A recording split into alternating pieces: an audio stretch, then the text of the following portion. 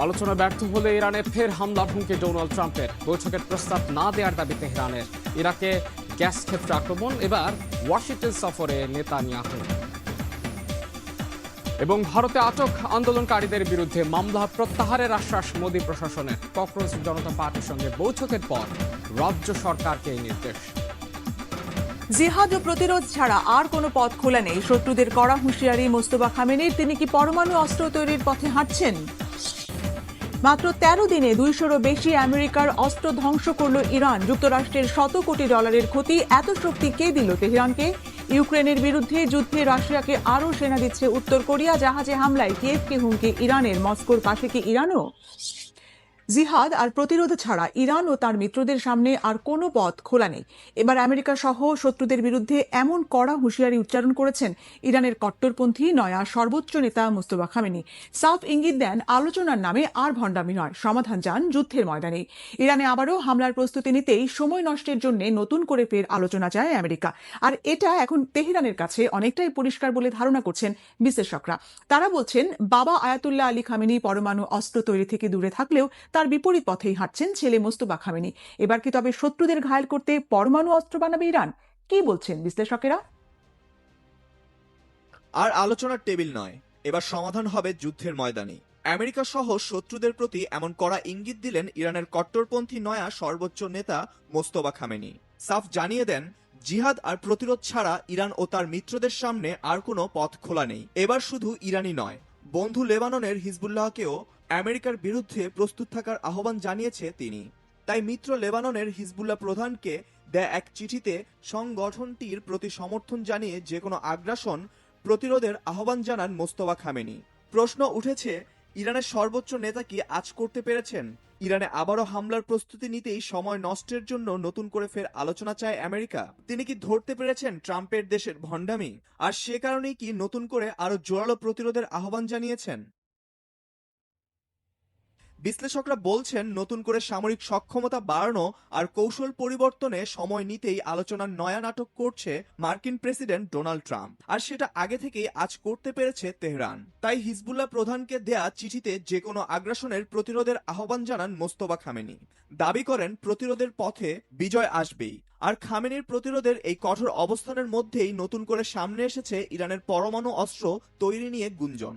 কারণ বাবা Ayatollah Ali Khamenei গণবিধ্বংসী পরমাণু অস্ত্র তৈরির বিপক্ষে থাকলেও শত্রু মোকাবেলায় এবং দেশের নিরাপত্তার খাতিরে পরমাণু অস্ত্র তৈরিতে মনোযোগী হচ্ছেন ছেলে মোস্তফা খামেনি, এমন ধারণা বিশ্লেষকদের। তারা বলছেন, ইরানের শাসন ব্যবস্থা বদলাতে গিয়ে আমেরিকা নিজেই নিজেদের কবর রচনা করেছে। কারণ আইআরজিসির সদস্য মোস্তফা খামেনি তার বাবার চেয়েও অনেক বেশি কট্টর মনোভাবের।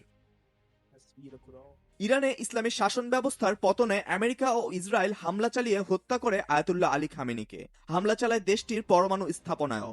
আয়াতুল্লাহ আলী খামেনির মৃত্যু আরো বড় বিপদ ডেকে এনেছে খোদ আমেরিকার জন্যই। মার্কিন সংবাদ মাধ্যম নিউ ইয়র্ক টাইমসের প্রতিবেদন অনুযায়ী আয়াতুল্লাহ খামেনি ও তার সাথে থাকা কর্মকর্তারা ছিলেন অনেক বেশি রক্ষণশীল মনোভাবের এবং তারা সবসময় আলোচনাকে প্রাধান্য দিয়েছেন। তবে তারা পরমাণু অস্ত্র তৈরি থেকে দূরে থাকলেও মোস্তফা খামেনি হাঁটছেন বিপরীত পথে। কারণ পরমাণু অস্ত্র কেবল শত্রু মোকাবেলা নয়, বরং নিজ দেশের অস্তিত্ব রক্ষা ও বিদেশি আগ্রাসন থেকে রেহাই পাওয়ার ঢাল। আর এ কারণে মোস্তফা খামেনি কঠোর হচ্ছেন বলে ধারণা বিশ্লেষকদের। পরমাণু অস্ত্র তৈরিতে ইরানের মনোযোগের কথা জানিয়েছে মার্কিন গোয়েন্দারাও। তারা বলছে, নতুন করে ইউরেনিয়াম মজুদ থেকে বিরত আছে তেহরান। তবে আগে থেকে মজুদ করা ইউরেনিয়াম ও বিভিন্ন সরঞ্জাম সরিয়ে নেওয়া হয়েছে পিকেক্স মাউন্টেনের মতো সুরক্ষিত দুর্গে। এমনকি এই মাউন্টেনেও হামলা চালানোর পরিকল্পনার কথা জানিয়েছেন খোদ মার্কিন প্রেসিডেন্ট ডোনাল্ড ট্রাম্প। তবে পিকেক্স মাউন্টেনে ইরান ইউরেনিয়াম ও অন্যান্য সরঞ্জাম সরিয়ে থাকলেও তা ধ্বংস করা আমেরিকার কাছে অসম্ভব। ভূপৃষ্ঠ থেকে প্রায় 300 থেকে 450 ফুট গভীরে কঠিন গ্রানাইট শিলার নিচে এই পরমাণু স্থাপনাটি। এটি আমেরিকার সবচেয়ে শক্তিশালী বাংকার ব্লাস্টার বোমা থেকেও সুরক্ষিত বলে মনে করা হয়। এদিকে 4 দিন ধরে বন্ধ মার্কিন বাহিনী আর ইরানের পাল্টাপাল্টি হামলা। থেমেছে গোলাবর্ষণ, বিস্ফোরণ, ধ্বংস আর মৃত্যু, আতঙ্কগ্রস্ত মানুষের চিৎকারের চির অপ্রত্যাশিত শব্দ। যুদ্ধের ময়দানে আকস্মিক নীরবতার পেছনে মার্কিন বাহিনীর অস্ত্রের মজুদে টান পড়া নিয়ে তর্ক বিতর্ক চললেও সব ছাপিয়ে সামনে চলে এসেছে এবার আলোচনার টেবিলে ফেরার সম্ভাবনা। এ নিয়ে প্রতিক্রিয়া দিয়েছে ওয়াশিংটন আর তেহরান। আপাতত শান্ত পরিস্থিতিতে এবার কেন যুদ্ধের হুঙ্কার দিয়েছে ইরানের সশস্ত্র বাহিনী? ওয়াশিংটনের খারাপ কোনো উদ্দেশ্য আঁচ করছে কি তেহরান? নিত্য নতুন অজুহাতে টানা ১৩ দিন ইরানে বেপরোয়া হামলা চালানো মার্কিন বাহিনী পরপর ৩ রাত ৪ দিন লড়াইয়ের ময়দান থেকে পিছু উঠেছে। এতে ইরান ঘিরে পরিস্থিতি অনেকটা শান্ত থাকলেও মার্কিন প্রেসিডেন্ট ডোনাল্ড ট্রাম্প নিয়মিত প্রতিশ্রুতি ভঙ্গের নজির রাখায় অজানা আশঙ্কা কাটেনি। অস্বস্তিকর থমথমে পরিস্থিতিতে মার্কিন বাহিনীর থমকে যাওয়া অভিযানের পেছনে একাধিক কারণ গণমাধ্যমের বিশ্লেষণে ঘুরপাক খাচ্ছে। এর মধ্যে অন্যতম আমেরিকার অস্ত্রের মজুদ কমে যাওয়ার বিষয়ে আবারও প্রতিক্রিয়া দিয়েছে ওয়াশিংটন। পাল্টাপাল্টি হামলা বন্ধের সুযোগে মধ্যস্থতা বৈঠকে আবার ফেরার গুঞ্জন নিয়ে কথা বলেছেন ইরানের পররাষ্ট্র মন্ত্রণালয়ের মুখপাত্র। আবার সমঝোতার টেবিলে ফিরছে কি ওয়াশিংটন আর তেহরান?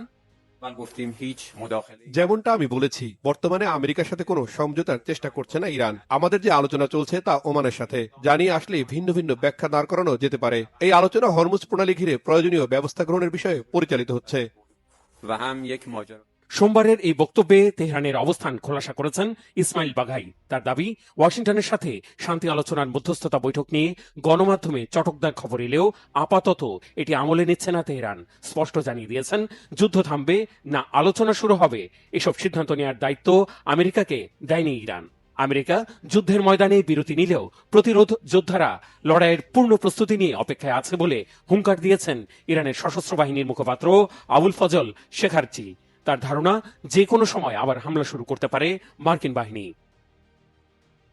আমেরিকার সাথে আবারও সমঝোতার টেবিলে ফেরার সম্ভাব্যতার গুঞ্জন শুরু হয় বিবৃতি দিয়ে তেহরানের পূর্ব শর্তের বিষয়টি আবারও মনে করিয়ে দিয়েছেন ইরানের সর্বোচ্চ নেতা মোস্তফা খামেনি। স্পষ্ট জানিয়ে দিয়েছেন, লেবাননে আগ্রাসন বন্ধ করে অনুপ্রবেশকারী ইসরায়েলি সেনাদের সম্পূর্ণ প্রত্যাহারের দাবি থেকে এক চুলও নড়বে না তেহরান। এদিকে শান্তি আলোচনায় ফেরার বিষয়ে প্রেসিডেন্ট ট্রাম্প সরাসরি কিছু না বললেও প্রতিক্রিয়া দিয়েছেন জাতিসংঘে নিযুক্ত মার্কিন প্রতিনিধি মাইক ওয়ার্ডস। ফক্স নিউজে দেয়া সাক্ষাৎকারে বলেছেন, আলোচনায় ফেরার সুযোগ দিতেই হামলা থামিয়েছেন প্রেসিডেন্ট ট্রাম্প। প্রেসিডেন্ট যেমনটা বলেছেন, হামলা চালাতে সমরাস্ত্র নিয়ে আমরা পুরোপুরি প্রস্তুত আছি। টানা তৃতীয় দিনের মতো ইরানে সরাসরি হামলা বন্ধ রেখেছে যুক্তরাষ্ট্র। তবে ইরাকে নতুন করে দেখা দিয়েছে উত্তেজনা। কুর্দি নিয়ন্ত্রিত গ্যাস ক্ষেত্রে ড্রোন হামলার পর এরবিলে একাধিক বিস্ফোরণের ঘটনা ঘটেছে। এদিকে সৌদি আরবের তেল স্থাপনায় ড্রোন হামলার চেষ্টা নস্যাৎ করেছে রিয়াদ। হামলার জন্য ইরান সমর্থিত ইয়েমেনের বিদ্রোহী গোষ্ঠী হাউতিকে দায়ী করেছে যুক্তরাষ্ট্র। সৌদি এর মধ্যে আবারও যুক্তরাষ্ট্র সফরে গেছেন বেনিয়ামিন নেতানিয়াহু। কয়েকদিনের পাল্টাপাল্টি হামলার পর নিশ্চুপ ইরান ও যুক্তরাষ্ট্র। প্রেসিডেন্ট ডোনাল্ড ট্রাম্পের নির্দেশে মার্কিন সেনারা আক্রমণ স্থগিত রাখলেও পরিস্থিতি এখনো অস্থিতিশীল। দ্রুত সমঝোতা না হলে আবারও কঠোর সামরিক পদক্ষেপে ফিরবে ওয়াশিংটন, এমন হুঁশিয়ারি দিয়েছেন মার্কিন প্রেসিডেন্ট। অন্যদিকে সম্পূর্ণ ভিন্ন বার্তা দিচ্ছে তেহরান। ইরানের দাবি, তারা কোনো আলোচনার অনুরোধ জানায়নি। এর মধ্যেই আবারও যুক্তরাষ্ট্র সফরে গেছেন ইসরায়েলের প্রধানমন্ত্রী বেনিয়ামিন নেতানিয়াহু। ইরান যুক্তরাষ্ট্র হামলা বন্ধ হলেও উত্তেজনা বেড়েছে ইরাকে। উত্তর ইরাকের কুর্দি নিয়ন্ত্রিত সোলাইমানিয়ার খোরমোর গ্যাস ক্ষেত্রে ড্রোন হামলা দাবি করেছে ইরানের রাষ্ট্রীয় সংবাদ মাধ্যম IRIB। এদিন ইরবিলে একের পর এক বিস্ফোরণের খবর পাওয়া যায়। ইরাকি সংবাদ মাধ্যম ও ইরানের ফার্স্ট নিউজের তথ্য অনুযায়ী মার্কিন কনসুলেটের কাছাকাছি সহ বিভিন্ন স্থানে অন্তত 7টি বিস্ফোরণ ঘটে। এর পরপরই ইরবিলের আকাশে যুক্তরাষ্ট্রের 10টিরও বেশি যুদ্ধবিমান ও ড্রোন টহল দিতে দেখা যায়। ইরান যুক্তরাষ্ট্রের সংঘাতের রেশ ছড়িয়ে পড়েছে উপসাগরীয় অঞ্চলেও। সৌদি আরবের পূর্বাঞ্চলের তেল স্থাপনা লক্ষ্য করে ছোড়া একাধিক ড্রোন ভূপাতিত করেছে দেশটির আকাশ প্রতিরক্ষা ব্যবস্থা। রিয়াদের দাবি, ড্রোনগুলো ইরান সমর্থিত সশস্ত্র গোষ্ঠী উৎক্ষেপণ করেছে। এরই মধ্যে ইয়েমেনের হাউথিরা সৌদির তেল পরিবহন অবকাঠামোতে হামলার দায় স্বীকার করেছে। ড্রোন হামলার ঘটনাকে নিজেদের সার্বভৌমত্বের উপর সরাসরি আঘাত উল্লেখ করে সৌদি আরব জানিয়েছে, হামলার জবাব দেওয়ার অধিকার তারা সংরক্ষণ করছে। একই সঙ্গে কাতার, কুয়েত, ওমান, জর্ডান, পাকিস্তান ও সিরিয়া সহ একাধিক দেশ সৌদির প্রতি সংহতি জানিয়ে হামলার নিন্দা জানিয়েছে। নিউ ইয়র্কের মেয়র জোহরান মামদানির বিদ্বেষ ও বিভাজন উস্কে দিচ্ছেন। ফক্স নিউজকে দেয়া একান্ত সাক্ষাৎকারে এমন মন্তব্য করেছেন ইসরায়েলি প্রধানমন্ত্রী বেনিয়ামিন নেতানিয়াহু। তার যুক্তরাষ্ট্র সফরের মধ্যে হোয়াইট হাউসের সামনে বিক্ষোভ করেছেন ফিলিস্তিনপন্থীরা। গাজায় ইসরায়েলের হত্যাযজ্ঞে ওয়াশিংটনের সমর্থনের বিরুদ্ধে ক্ষোভ জানান তারা। এদিকে ট্রাম্প জামাতা জ্যারেড কুশনারের বিলাসবহুল প্রকল্প ঘিরে সরকার বিরোধী বিক্ষোভে এখনো উত্তাল আলবেনিয়া। ইসরায়েলি প্রধানমন্ত্রী বিনিয়ামিন নেতানিয়াহুর যুক্তরাষ্ট্র সফর উত্তাপ ছড়িয়েছে ওয়াশিংটনে। সোমবার ফিলিস্তিনপন্থীদের বিক্ষোভে সরগরম হয়ে ওঠে রাজধানী শহরটি। হোয়াইট হাউসের সামনে ফিলিস্তিনের পতাকা হাতে শত শত মানুষ জড়ো হয়ে যুক্তরাষ্ট্রের ইসরায়েল সমর্থনের বিরুদ্ধে স্লোগান দেন। নিজের মার্কিন সফরে নিউ ইয়র্কের মেয়র জোহরান মামদানিকে কড়া ভাষায় আক্রমণ করেছেন বিনিয়ামিন নেতানিয়াহু। ফক্স নিউজকে দেয়া এক সাক্ষাৎকারে তিনি অভিযোগ করেন মামদানি বিদ্বেষ ও বিভাজন উস্কে দিচ্ছেন। এর আগে মামদানি নেতানিয়াহুকে যুদ্ধাপরাধী আখ্যা দিয়ে যুক্তরাষ্ট্রের ফেডারেল সরকারের প্রতি তাকে গ্রেপ্তারের আহ্বান জানান। তিনি স্বীকার করেন নিউ ইয়র্ক সিটির মেয়র হিসেবে আন্তর্জাতিক অপরাধ আদালতের গ্রেপ্তারি পরোয়ানা কার্যকরের আইনি ক্ষমতা তার নেই।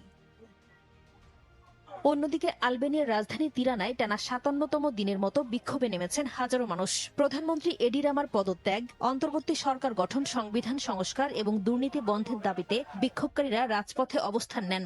এক পর্যায়ে পুলিশের সঙ্গে হাতাহাতি ও সংঘর্ষের ঘটনা ঘটে। কয়েকজন বিক্ষোভকারীকে আটকও করা হয়। মার্কিন প্রেসিডেন্ট ডোনাল্ড ট্রাম্পের জামাতা জ্যারেড কুশনার সংশ্লিষ্ট একটি বিলাসবহুল উপকূলীয় রিসোর্ট প্রকল্পের বিরোধিতা থেকেই এই আন্দোলনের সূচনা। তবে সময়ের সঙ্গে সঙ্গে তার রূপ নিয়েছে সরকার বিরোধী ও দুর্নীতি বিরোধী গণ আন্দোলনে। সরকার বলছে প্রকল্পটি পর্যটন খাতকে এগিয়ে নেবে এবং ইউরোপীয় ইউনিয়নের সদস্যপদ অর্জনের পথে আলবেনিয়াকে সহায়তা করবে। কিন্তু পরিবেশবাদী ও বিরোধী দলগুলোর অভিযোগ প্রকল্পটি সংরক্ষিত উপকূলীয় অঞ্চলের পরিবেশের জন্য বড় ধরনের হুমকি হয়ে দাঁড়াবে। মাত্র ১৩ দিনের ইরানের সস্তা ড্রোন ও মিসাইলের আঘাতে আমেরিকার $১০০ কোটি ব্যাপক ক্ষয়ক্ষতি হয়েছে। হিসেব বলছে বাহরাইন, কুয়েত, জর্ডান ও ইরাক সহ মধ্যপ্রাচ্যের মার্কিন ঘাঁটিগুলোতে ইরানের হামলায় ২০০রও বেশি যুদ্ধাস্ত্র এবং রক্ষণাবেক্ষণ কেন্দ্র ধ্বংস হয়েছে। পুরোপুরি ধ্বংস বা প্রতিরোধ সক্ষমতা হারিয়েছে ইরাকের ইরবিল শহরের মার্কিন সামরিক অবকাঠামো। এতে ২ শতাধিক মার্কিন সেনা নিহতের দাবি করেছে ইরানের সামরিক বাহিনী। নিজেদের তৈরি ড্রোন, মিসাইল নাকি চীন রাশিয়ার অস্ত্র দিয়ে বিশ্বের সবচেয়ে ক্ষমতাধর দেশ আমেরিকাকে ঘায়েল করল ইরান। এই যুদ্ধে কি জয় হলো ইরানের? কি বলছেন বিশ্লেষকরা? ইরানের ১৩ দিনের হামলায় বাহরাইন, কুয়েত, জর্ডান এবং ইরাক সহ মধ্যপ্রাচ্যের মার্কিন ঘাঁটিগুলোতে অন্তত ২০০টির বেশি যুদ্ধাস্ত্র এবং রক্ষণাবেক্ষণ কেন্দ্র ধ্বংস হয়েছে। ইরাকের এরবিলের মার্কিন স্থাপনা সম্পূর্ণ গুড়িয়ে দেওয়ার দাবিও করেছে ইরান। এসব হামলায় নিহত হয়েছে ২ শতাধিক মার্কিন সেনা, দাবি ইরানের। দেশটির সেনাবাহিনীর মুখপাত্র মোহাম্মদ রেজা আকরামিনিয়া এবং ইসলামী বিপ্লবী গার্ড বাহিনীর মুখপাত্র জেনারেল মহিবি এই ক্ষয়ক্ষতির চিত্র সামনে এনেছেন। হতাহতের সংখ্যা ছাড়াও মার্কিন ক্ষয়ক্ষতিকে রাডার ও আকাশ প্রতিরক্ষা খাত, লজিস্টিক ও সহায়তা অবকাঠামো, অপারেশনাল অবকাঠামো এবং আকাশযান ও সামরিক সরঞ্জাম এই ৪টি ধাপে তুলে ধরেছে ইরান। ইরানের হামলায় আমেরিকার ক্ষতিগ্রস্ত রাডার ও আকাশ প্রতিরক্ষা খাতের মধ্যে রয়েছে ৭টি কমান্ড ও কন্ট্রোল সেন্টার, ৩টি স্যাটেলাইট যোগাযোগ ব্যবস্থা, ৬টি প্যাট্রিয়ট প্রতিরক্ষা রাডার, 3টি আকাশ ও সমুদ্র নজরদারি রাডার, 8টি প্রাথমিক সতর্কতা ও শনাক্তকরণ রাডার, 7টি বিমান প্রতিরক্ষা রাডার, 3টি ইপিএস রাডার ব্যবস্থা, 2টি ইপিএস 117 রাডার, 5টি দীর্ঘপাল্লার রাডার, 2টি প্রতিরক্ষা রাডার এবং একটি কৌশলগত রাডার ব্যবস্থা। রাডার ও আকাশ প্রতিরক্ষা খাতের তুলনায় আমেরিকার লজিস্টিক ও সহায়তা অবকাঠামোতে কিছুটা কম ক্ষতি হয়েছে। এ খাতে ট্রাম্প প্রশাসন 6টি যুদ্ধবিমান ও হেলিকপ্টার রক্ষণাবেক্ষণ কেন্দ্র, 3টি লজিস্টিক ও সহায়তা কেন্দ্র, 12টি জ্বালানি ট্যাঙ্ক, 17টি অস্ত্র, যন্ত্রাংশ ও নৌযান কিংবা বিমান সরঞ্জামের গুদাম এবং 6টি ক্ষেপণাস্ত্র গুদামে লোকসান গুনেছে। ইরানের হামলায় সবচেয়ে বেশি ক্ষতি হয়েছে যুক্তরাষ্ট্রের অপারেশনাল অবকাঠামোর। এ খাতে 6টি MQ-9 ড্রোন হ্যাঙ্গার, একটি F-15 যুদ্ধবিমান প্রস্তুতকরণ শেড, 8টি নতুন ড্রোন থাকা একটি ড্রোন শেড, 2টি কমান্ড সেন্টার, একটি বিমানবাহী রণতরীর জ্বালানি সরবরাহ প্ল্যাটফর্ম, একটি P-8 বিমানের হ্যাঙ্গার, 4টি হিমার্স ক্ষেপণাস্ত্র প্ল্যাটফর্ম, 5টি যুদ্ধবিমান হ্যাঙ্গার, 4টি প্যাট্রিয়ট প্রতিরক্ষা কমপ্লেক্স, 6টি ক্ষেপণাস্ত্র উৎক্ষেপণ প্ল্যাটফর্ম, একটি জ্বালানি পাম্পিং স্টেশন, 2টি সিগন্যাল যোগাযোগ কেন্দ্র, একটি গোয়েন্দা তথ্য কেন্দ্র, একটি কৃত্রিম বুদ্ধিমত্তা ও ডেটা প্রসেসিং কেন্দ্র, একটি দুর্নিয়ন্ত্রিত নৌযানের ডিপু, একটি জ্বালানি জেটি, 4টি যুদ্ধবিমান শেল্টার এবং 6টি বিমান ওঠানামা ও পার্কিং ক্যাম্প ইরানের হামলার শিকার হয়েছে। আমেরিকার আকাশযান ও সামরিক সরঞ্জামেরও ব্যাপক ক্ষতি হয় এই 13 দিনের সংঘাতে।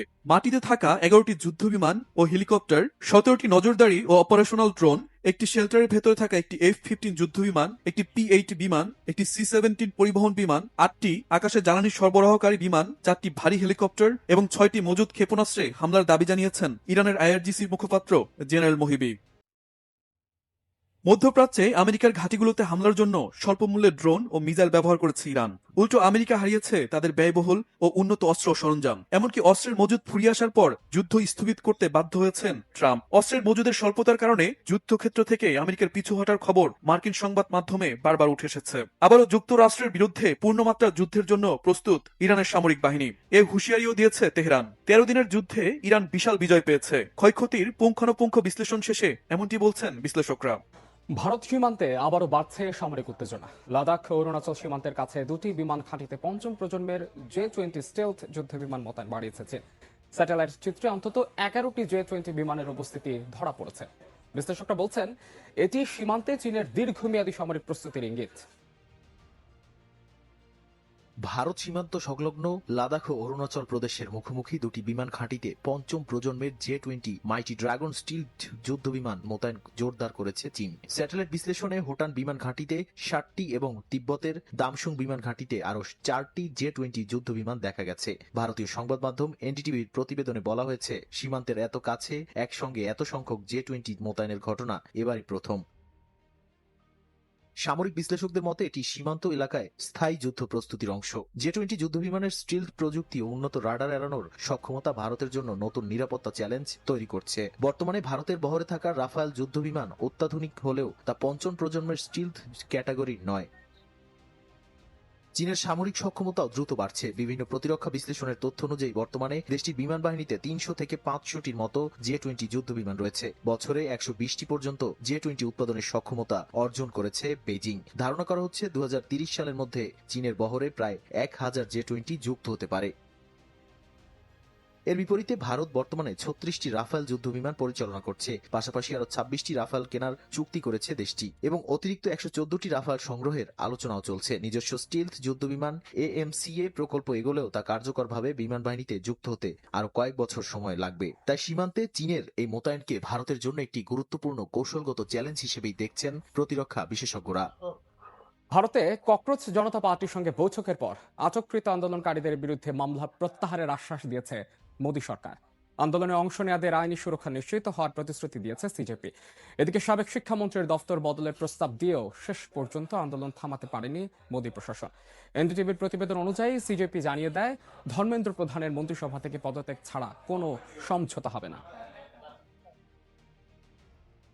ভারতে টানা 37 দিনের আন্দোলনে সাবেক শিক্ষামন্ত্রী ধর্মেন্দ্র প্রধানের পদত্যাগ সুনিশ্চিত হলেও কয়েকশো আন্দোলনকারীকে আটক করে প্রশাসন। এ বিষয়ে তীব্র ক্ষোভ জানিয়েছে ককরোচ জনতা পার্টি। এমনকি মোদী সরকারের বিরুদ্ধে সমঝোতা ভঙ্গের অভিযোগ এনেছে সংগঠনটি। সোমবার গভীর রাতে সরকারের প্রতিনিধিদের সঙ্গে প্রায় 3 ঘন্টার বৈঠকের পর সিজেপি জানায়, বিহার ও আসাম সরকার বিক্ষোভকারীদের বিরুদ্ধে দায়ের করা এফআইআর প্রত্যাহার এবং আটক ব্যক্তিদের মুক্তির বিষয়ে আনুষ্ঠানিক নির্দেশনা দিয়েছে। পাশাপাশি কেন্দ্র এবং অন্যান্য বিজেপি ও এনডিএ শাসিত রাজ্য থেকেও একই ধরনের নিশ্চয়তা দেওয়ার প্রতিশ্রুতি পাওয়া গেছে। সরকারের কাছ থেকে লিখিত চুক্তি না পেলে এবং বিভিন্ন রাজ্যে আটক সব আন্দোলনকারী ও শিক্ষার্থীদের মুক্তি না দিলে ককরোচ জনতা পার্টি আবারও আন্দোলনে নামতে বাধ্য হবে।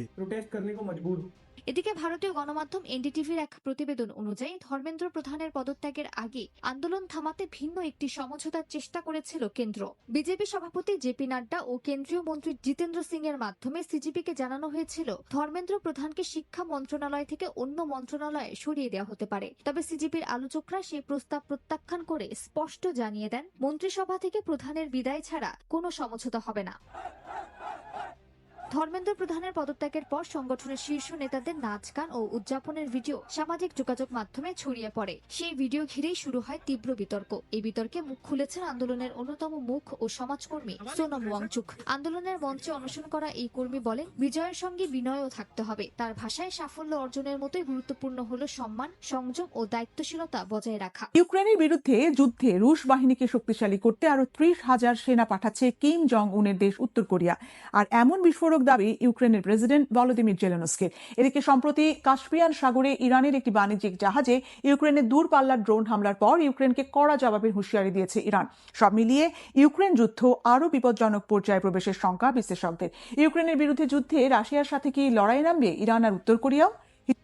ইউক্রেনের প্রেসিডেন্ট ভলোদিমির জেলেন্সকি দাবি করেছেন ইউক্রেন যুদ্ধে উত্তর কোরিয়া থেকে আরও 30,000 সেনা আনার পরিকল্পনা করছে রাশিয়া। নতুন এসব সেনা মোতায়েনের জন্য রাশিয়ার পশ্চিমাঞ্চলের ভোরোনেজ এলাকায় কয়েক মাস ধরেই প্রস্তুতিমূলক কার্যক্রম চলছে বলেও দাবি করেছেন তিনি। জেলেন্সকির বিস্ফোরক এই বক্তব্য আন্তর্জাতিক অঙ্গনে নতুন করে আলোচনার জন্ম দিয়েছে। এটি সত্য হলে ইউক্রেন যুদ্ধ আরও বিস্তৃত মাত্রা পাবে বলে আশঙ্কা জাগছে।